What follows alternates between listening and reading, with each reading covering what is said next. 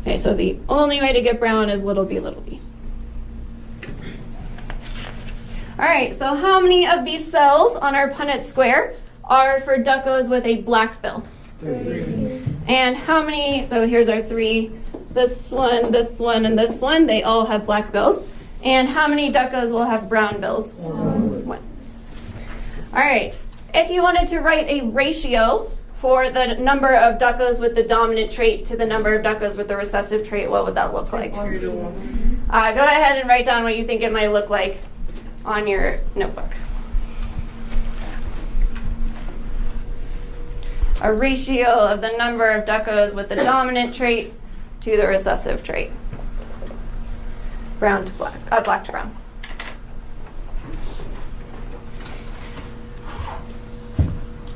All right, it seems like most people have written the same thing. Stop. All right, how would you write this ratio? 3 to 1. 3 to 1, and what goes in between? We are now going to look at another table, a ratio table. And you need to draw this table in your notebook when I show it.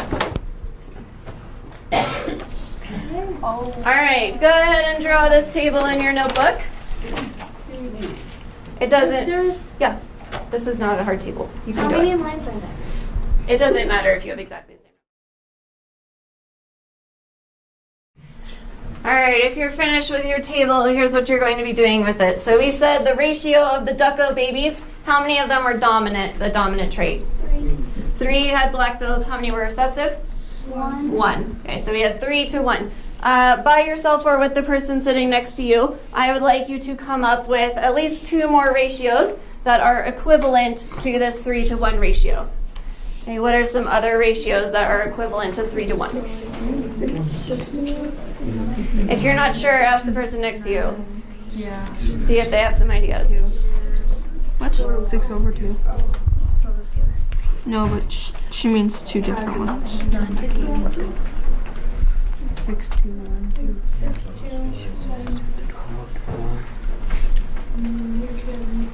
Yeah. If you're done, you can write a few more. 15.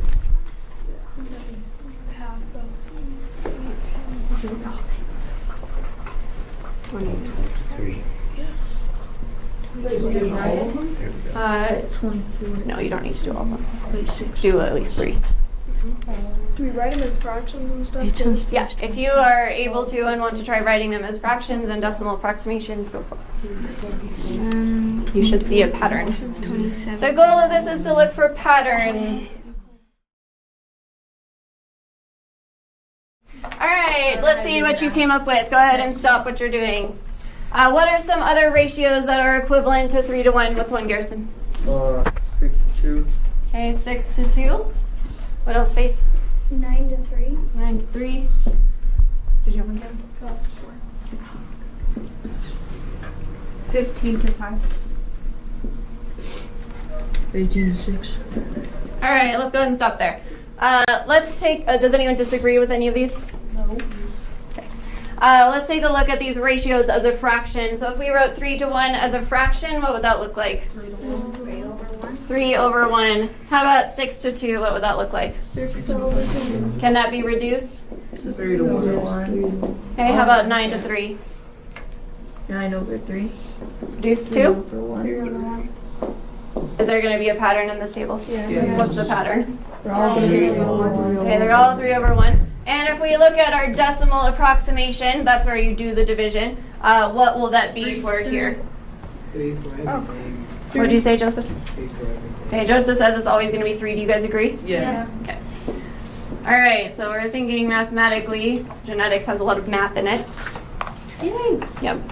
All right, so we are always going to have the same ratio as a fraction, and we're always going to have the same decimal approximation if the ratio is always going to be 3 to 1. So for any 3 to 1 ratio, we are always going to have a decimal approximation of 3 and a fraction of 3 over 1.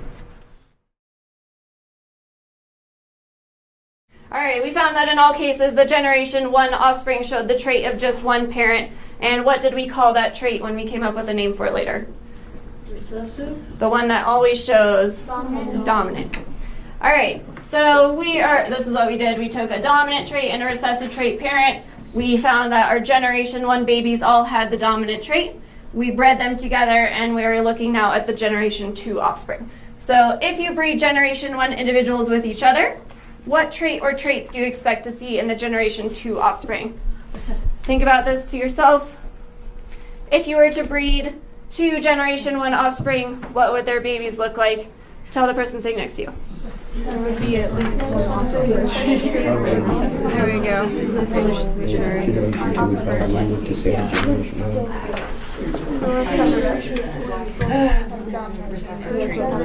There was only one offspring that was recessive. So you think what will happen? I think that there will be one offspring that will be recessive. And the rest of them will look like what? Dominant. Okay, why do you think that? Because last time we did our puppies, there was only one recessive on the second generation. Okay. What do you think would happen, Tammy? Most of them will be black, which is what kind of trait? Dominant. What, will all of them be black? No, Okay, what will some of them look like? they will be brown because it's recessive, but it didn't go away, it's just hidden. So, yeah. All right, so now I'm going to show you the actual results of our organisms from our lesson 2. So here they are. These are the actual results. So we had gone through generation 1 before and found that all of the babies in generation 1 showed only one trait. And here is their offspring. So the people I heard, most people thought that in the offspring generation, second generation offspring, there would be some dominant and some recessive. Did anyone disagree with that? Is this what you predicted you'd see in the generation 2? Any other observations about this data? I understand. Which one is there more of? The dominant. Which trait will this generation 1 be showing? Dominant or recessive? That's that one that shows up most Okay. in the generation 2. So Jasmine said what? That the dominant gene is going to show up more in the generation 2. Okay. So this table, we're going to look at these for a minute. What do you predict these might look like if we found a ratio? Thank you, Faith. So if we look at these same results as a ratio table, like we were doing before, if we found the ratios of dominant to recessive, what do you think we might see here? But they'd all be the same. What do you think they might be? Why Why would they all be the same? Well, like this one.